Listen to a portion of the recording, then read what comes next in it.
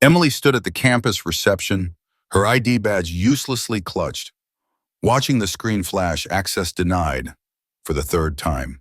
Colleagues averted their eyes, whispering behind coffee cups. Kyle Becker strolled past, his smile a predator's gleam. Some people just don't understand how opportunities work, do they? He remarked, his voice smooth and contemptuous, leaving her utterly exposed. Emily walked through the front door, the late afternoon light barely touching her face. She was pale, almost translucent, and her hands trembled as she fumbled with the clasp on her worn leather purse. Her campus ID, a laminated rectangle with her smiling photo, remained clipped to the collar of her cardigan, a stark reminder of where she had just been. I was watching the evening news, the volume low, but the sight of her made me grab the remote and hit the mute button. Something was deeply wrong. I could feel it settle in the air between us like the dust motes in the sunbeam. "What did that bastard do now?" I asked, my voice flat, already anticipating the familiar knot in my stomach. Kyle Becker, the new department head, had been a shadow over our lives for months. Emily didn't look at me directly. She walked to the kitchen counter, picked up a clean glass, and then put it down again without filling it. Her gaze was fixed on the chip to Formica.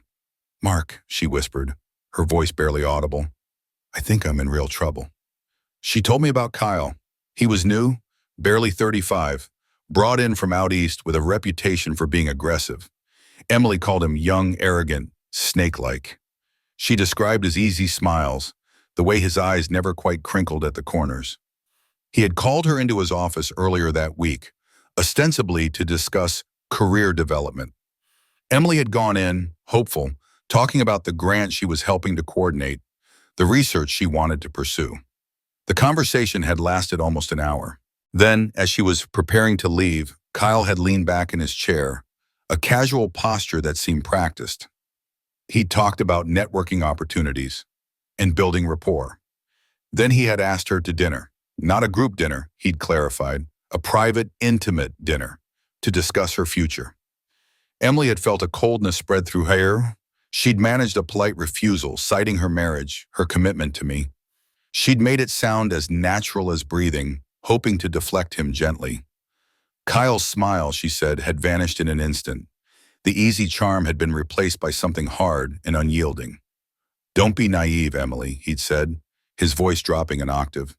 "This is how the world works. You want to advance here? You need to show you're a team player. You need to understand who holds the keys."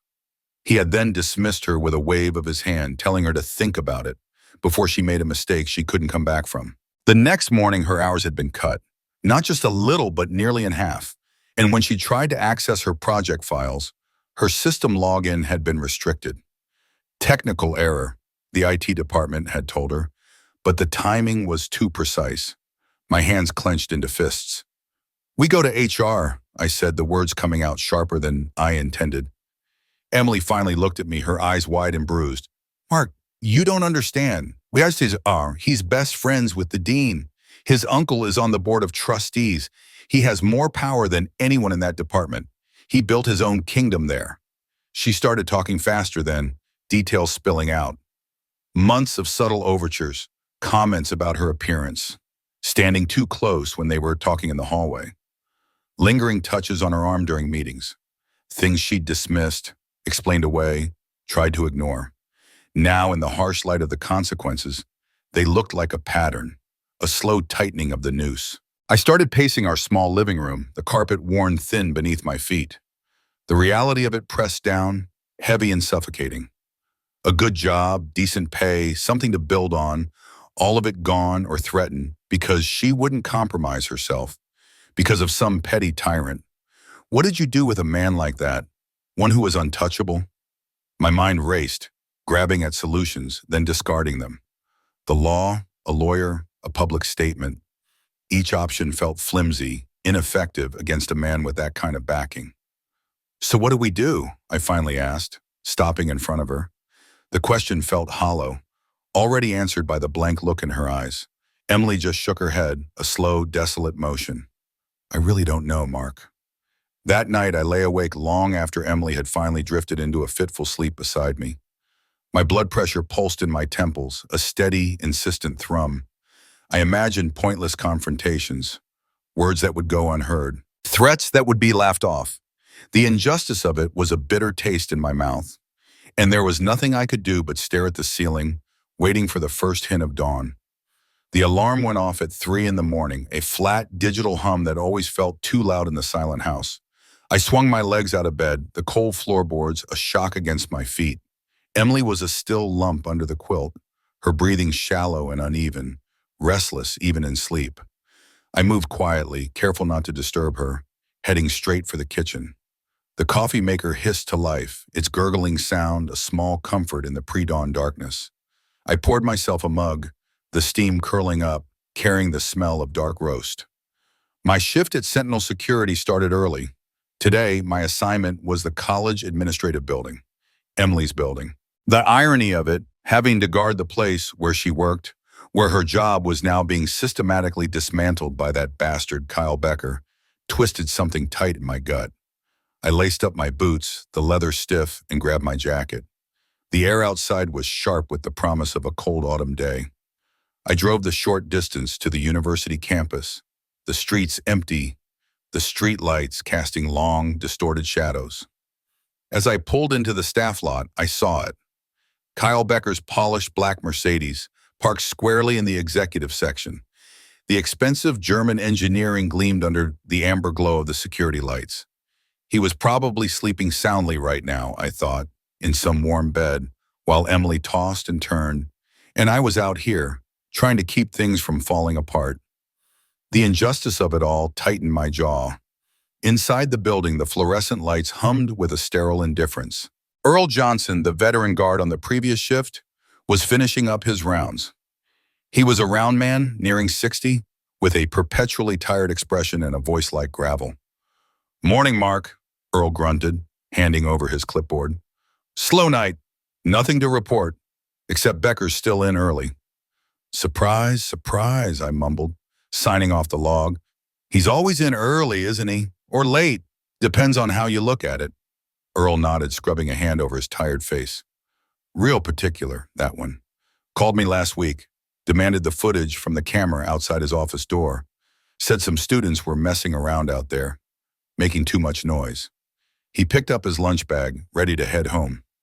"Kid's got a stick up his ass if you ask me, but pays the bills, right?"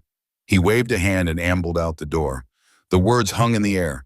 Demanded the footage from the camera outside his office door. Kyle said students messing around. But Emily had been called into his office just before her hours were cut. He'd been watching her, not students. He'd been making sure he had leverage or just trying to intimidate her. The realization hit me with the force of a physical blow. The bastard. Then another thought, a thin thread of an idea began to unspool. I remembered an old trick from my security training. Something they taught you about surveillance, about the gaps.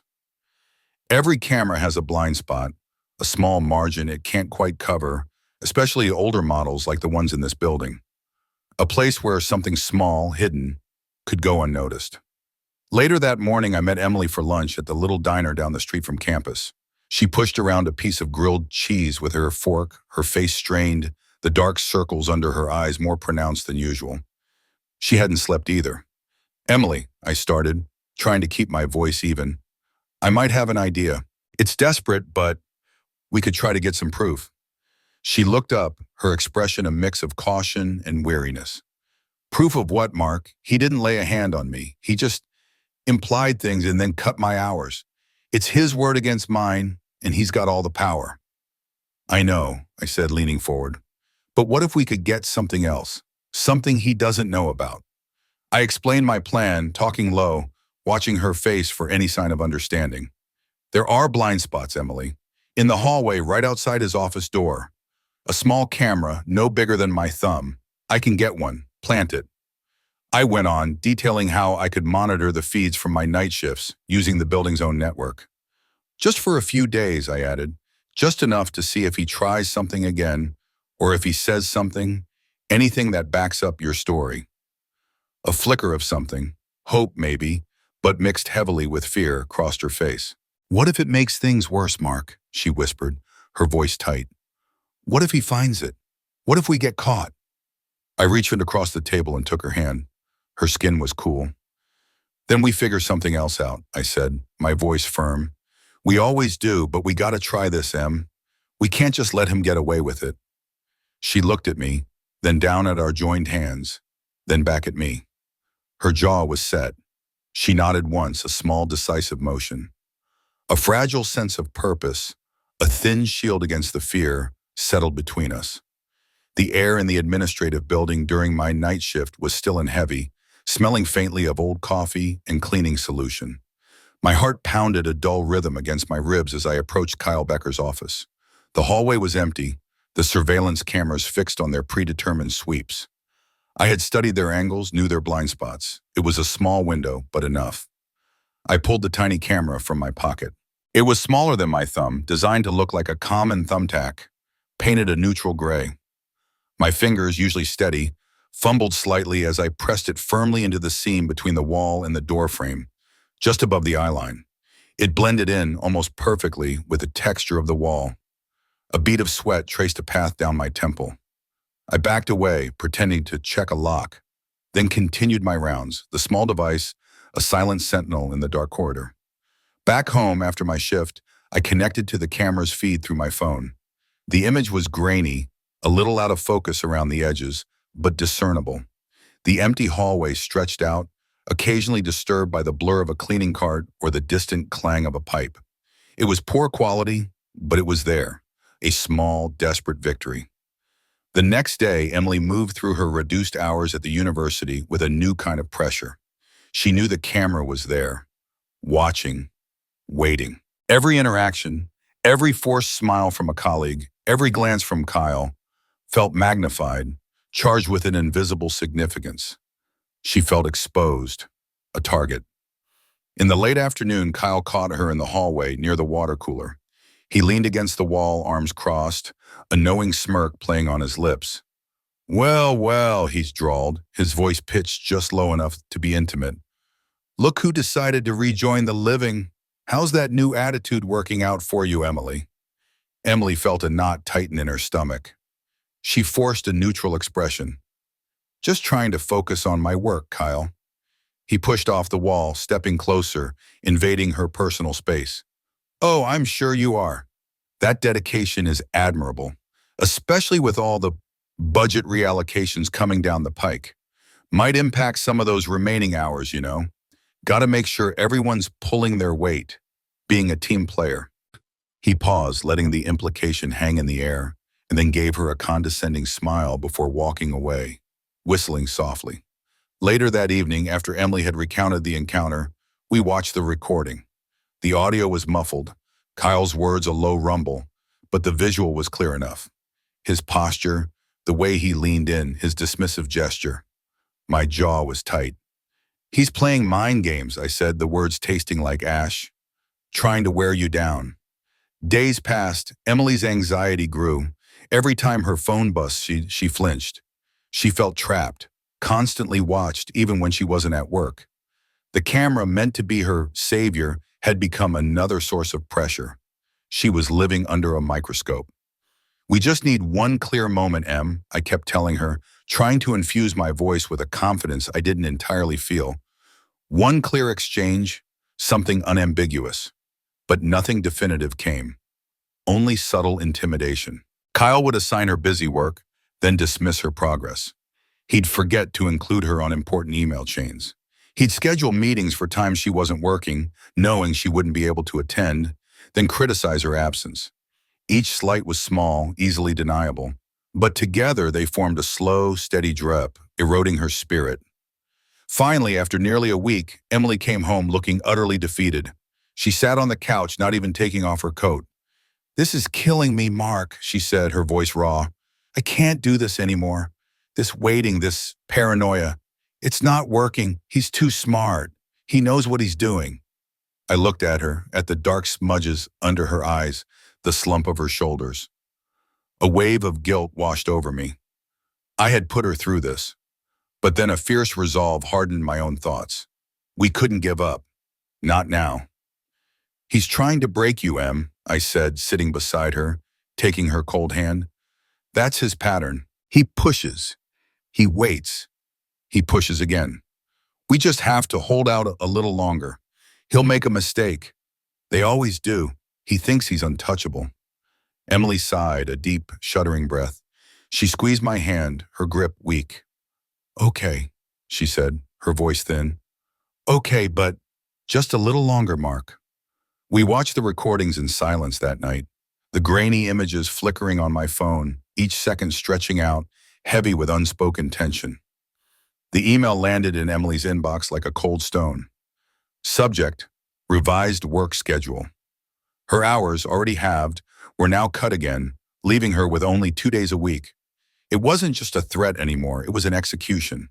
Her job, the stability we relied on, was being systematically dismantled, piece by agonizing piece.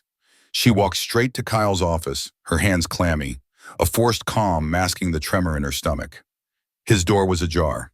He looked up from his computer, his expression perfectly bland. Kyle, she began, her voice steady despite the adrenaline coursing through her veins. I just received an email about my schedule. 2 days a week? Can you explain this? He leaned back in his chair, a slow, deliberate movement. His eyes, the color of cold river stones, met hers without a flicker of emotion. Emily, he said, his voice even, these are the choices you make. We have a growing need for adaptable, committed individuals. You've shown a certain inflexibility. He paused, a subtle shift in his gaze, a hint of steel. Actions have consequences. Wouldn't you agree? Emily, remembering my instruction, had discreetly started the voice recorder on her phone moments before. It was hidden in her pocket, the microphone barely picking up the faint hum of the office. She wanted to argue, to scream, but she knew better. She just stared at him, letting his words hang in the air, allowing him to dig his own hole, however shallow. Understood, she said, her voice tight. She turned and walked out, the anger a burning coal in her chest. Later, she sent me the audio file. It wasn't a smoking gun. There was no explicit admission, no clear, I'm doing this because you rejected me. But his tone, the insinuation, the veiled threat, actions have consequences. It was enough to make my blood run cold. It showed a pattern, a deliberate malice. That night after my shift, I reviewed the camera footage from finding Laura Maeve's contact information wasn't easy. It required a quiet night in the Sentinel security office, digging through old college directories and archived student lists that dated back years. My security access allowed me into the system, though I knew I was skirting the edges of my job description. I cross-referenced names, graduation years, and departmental affiliations. The glow of the computer screen, the only light in the hushed room. Finally, after an hour of careful searching, I found an email address and an old residential address. I sent her an email, carefully wording it to be both discreet and compelling. I introduced myself, mentioned Emily's situation, and hinted at a similar experience with a former faculty member, Kyle Becker. I made it clear we weren't looking for trouble, just understanding. I hit send, then sat back, the silence of the room amplifying my anticipation. Days passed with no reply. The lack of response was a dull ache. I checked my inbox constantly, refreshing the screen, but nothing came. Emily looked at me each evening, her unspoken question heavy in the air. Laura, I thought, probably didn't want to revisit that old wound. She had moved on, built a new life. Why would she want to stir up old dirt? The doubt gnawed at me, but the thought of Emily's shrinking schedule, of Kyle's smug face, spurred me on. I decided to take a bigger risk. I sent a second email, this one more urgent, titled Regarding Kyle Becker. Attached to it was a small, edited fragment of Emily's recording. Just Kyle's voice saying, actions have consequences. The words laced with that particular cold menace. I didn't add much more, just a plea to listen. This time the reply came less than an hour later. It was short, just a few lines. I listened. I remember that voice. I'll meet you. Where and when? Laura Maeve was visibly shaken when we met her 2 days later at a quiet diner on the edge of town, far from campus. It was a place with red vinyl booths and a faint smell of stale coffee and frying oil. She was older than her old campus photo, her face thinner, lines of tension etched around her eyes. She carried herself with a guarded stiffness, like someone perpetually braced for impact. Thanks for coming, Emily said, her voice soft as we slid into the booth opposite Laura. Laura just nodded, her gaze flickering between Emily and me. I heard the voice, she said, her hands clasped tightly on the table. It's him. I recognized it right away. Emily started, carefully recounting her situation. The initial overtures, her refusal, the gradual cutting of her hours, the constant subtle intimidation. Laura listened, her eyes distant, fixed on some point beyond the diner window. But every now and then a muscle would twitch in her jaw, or her fingers would tighten. It was clear she wasn't just hearing Emily's story, she was reliving her own. When Emily finished, a heavy silence settled. Laura took a deep breath, letting it out slowly. He was my professor, she began, her voice a low murmur. History department.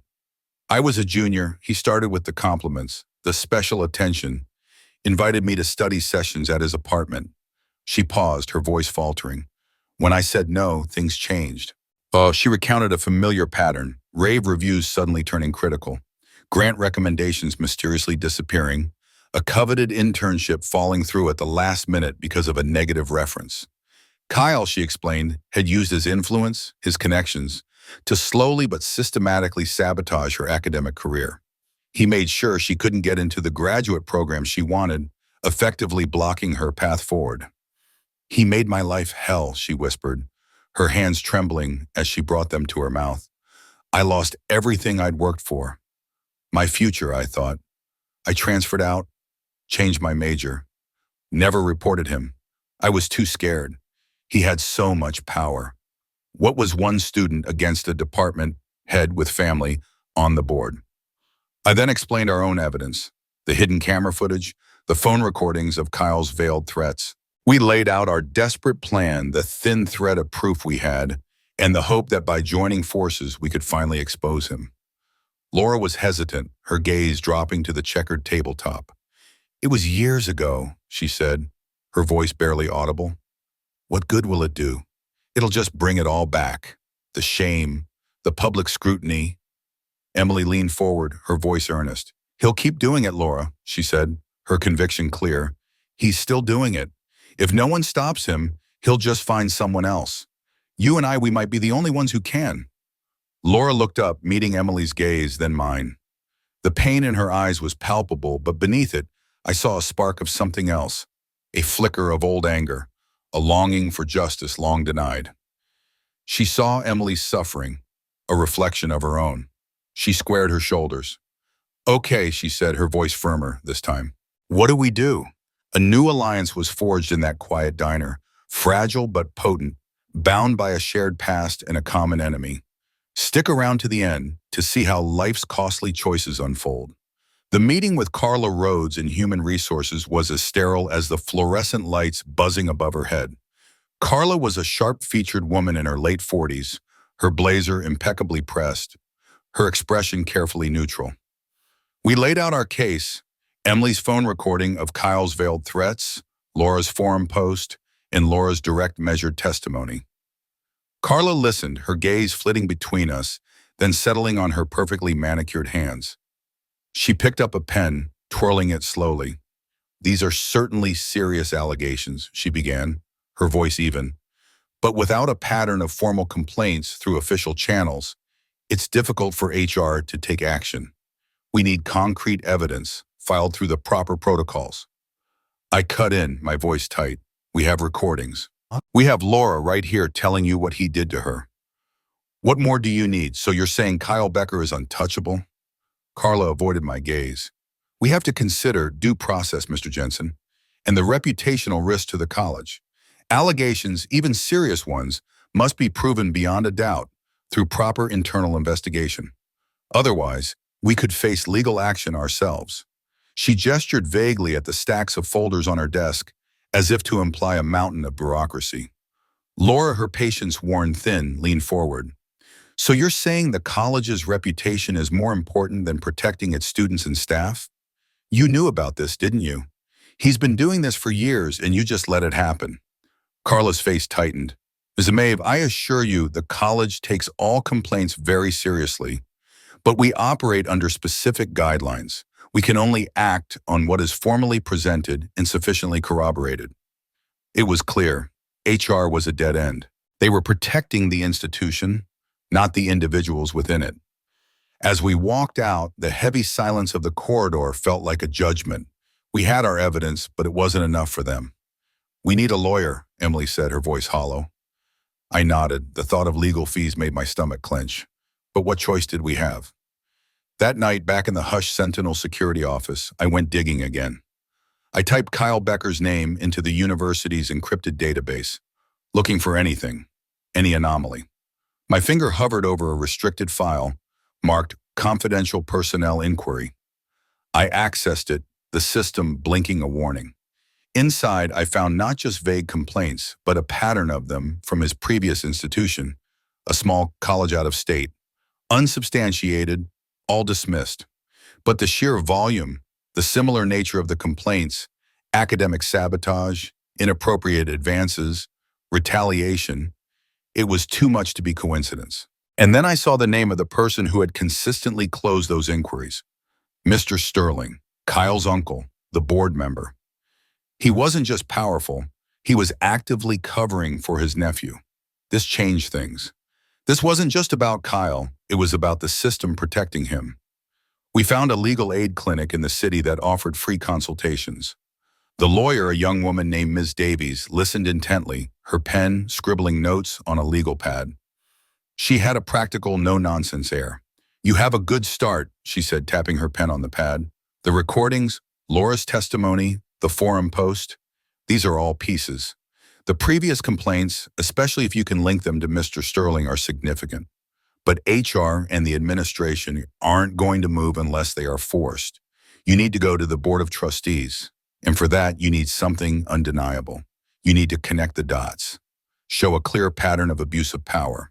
She had us on gathering more concrete, explicit evidence, something that left no room for interpretation. We need him to say it or do it on camera, where there's no denying his intent. The plan was risky, terrifying. We would need to set a trap.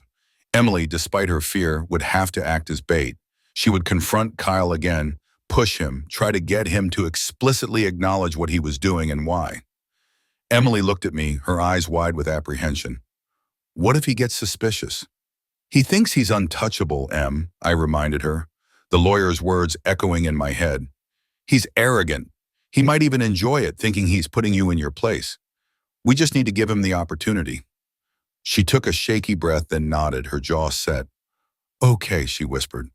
"Okay, I'll do it." I went back to the administrative building that night. I found a new blind spot, this time in Emily's office, near her desk. A tiny pinhole camera, even smaller than the last one, perfectly camouflaged. I set it up, my hands steady, knowing this was it. This was the decisive moment. Emily walked into Kyle Becker's office, the weight of the last few weeks pressing down on her shoulders. She had practiced her lines, studied her demeanor, but the tremor in her hands was real. This was it, the final play. "Kyle," she began, her voice carefully pitched to convey desperation, a slight catch in her throat. "I don't know what to do. My hours are almost nothing. My family needs this job. We rely on my income." She looked at him, feigning a vulnerability she didn't feel, letting her lower lip quiver just slightly. Kyle leaned back in his leather chair, a slow, predatory smile spreading across his face.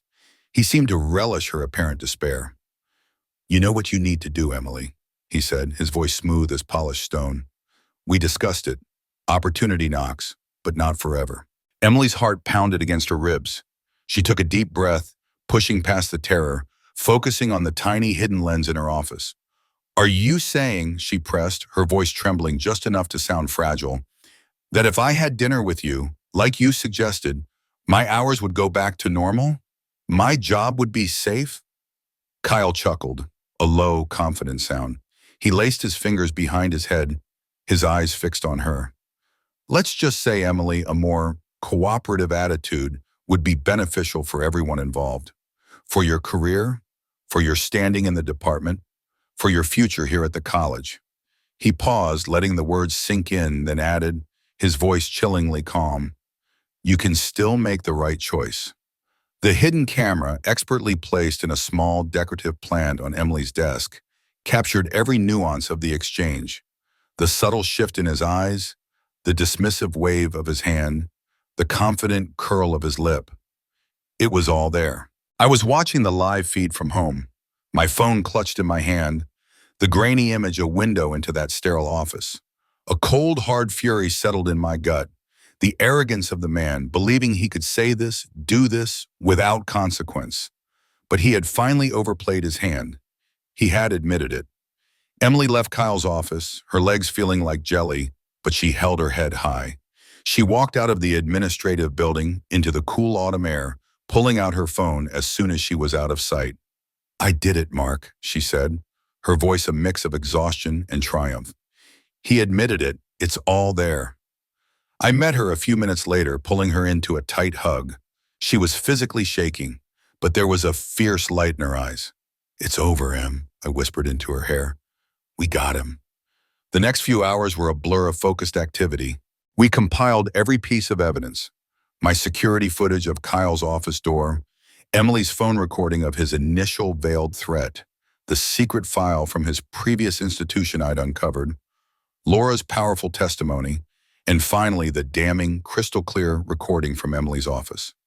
Miss Davies, our lawyer, had drawn up a formal, meticulously detailed report. We attached all the evidence, creating a timeline, connecting the dots. We sent it not just to Dean Owens, but to every single member of the Board of Trustees. We copied Carla Rhodes in HR, making sure she saw the comprehensive nature of what we had. The report didn't just lay out the facts, it explicitly threatened immediate legal action and public exposure. Should swift and decisive action not be taken, the report concluded, we are prepared to present this compelling evidence to the media and initiate a lawsuit against Kyle Becker and Riverside Community College for negligence and complicity. Yeah, and the effect was immediate. The college's administration, used to managing quiet internal disputes, was thrown into a full-blown panic. The thought of a public scandal, of legal battles, of their reputation being dragged through the mud, it was a prospect they couldn't afford. The silence from HR was replaced by frantic phone calls. The call came 2 days after we sent the report. Dean Owens, his voice strained, requested an urgent meeting with Emily and me. Kyle Becker, he made sure to mention, would not be present. The omission was telling.